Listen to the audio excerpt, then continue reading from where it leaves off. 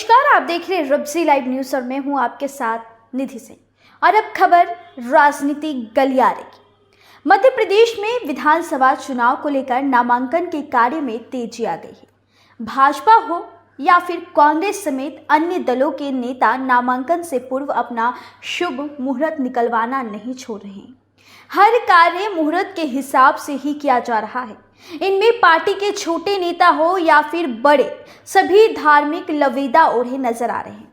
मुख्यमंत्री शिवराज सिंह चौहान ने बुधानी विधानसभा क्षेत्र से नामांकन दाखिल किया है। इससे पहले मुख्यमंत्री अपने पुश्तैनी गांव जाकर कुल देवी की पूजा अर्चना के साथ ही नर्मदा मैया के पास जाकर भी अपनी नैया पार लगाने का आशीर्वाद लिया। मध्य प्रदेश के चुनाव में जो खास बात देखी जा रही है उसमें साफ साफ नजर आ रहा है कि भाजपा और कांग्रेस दोनों के ही नेता सनातन की राह पर चल पड़े हैं।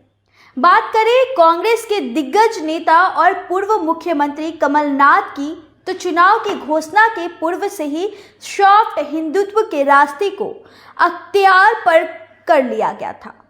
उन्होंने कई मंच पर राज्य के सबसे बड़े हनुमान की प्रतिमा बनाए जाने की चर्चा की है। इस चर्चा के माध्यम से वे आम लोगों में इस बात को साबित करने का प्रयास किया है कि वह हिंदुत्व के मामले में किसी से भी पीछे नहीं है। इसी क्रम में उनके सांसद पुत्र नकुल नाथ द्वारा अपने क्षेत्र में बागेश्वर सरकार के नाम से मशहूर पंडित धीरेन्द्र कृष्ण शास्त्री का कथा वाचन करवाया था।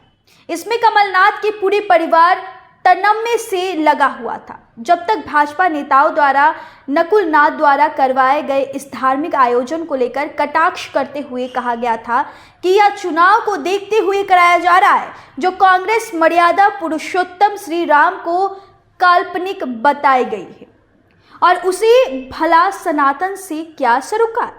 वही कांग्रेस के गद्दावर नेता दिग्विजय सिंह ने भी 2 रोज पूर्व ही उनके पहले ही दिन गए थे अपने एक बयान में अपने ही को असली सनातन बताया था।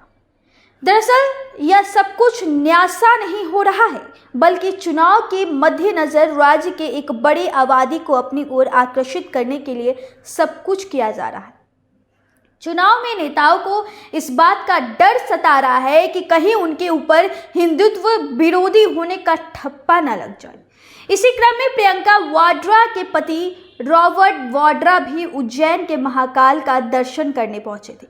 दर्शन के बाद उन्होंने कहा कि मध्य प्रदेश में इस बार कांग्रेस की सरकार बनने जा रही है।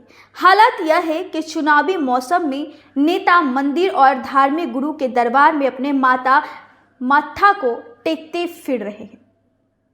भाजपा की ओवैसी के एक बड़े चेहरे हैं और केंद्रीय मंत्री प्रहलाद पटेल ने भी अपने नामांकन से पूर्व नर्मदा मैया के अंचल में जाकर पूजा अर्चना की। इस तरह सिलसिला अनवरत जारी है।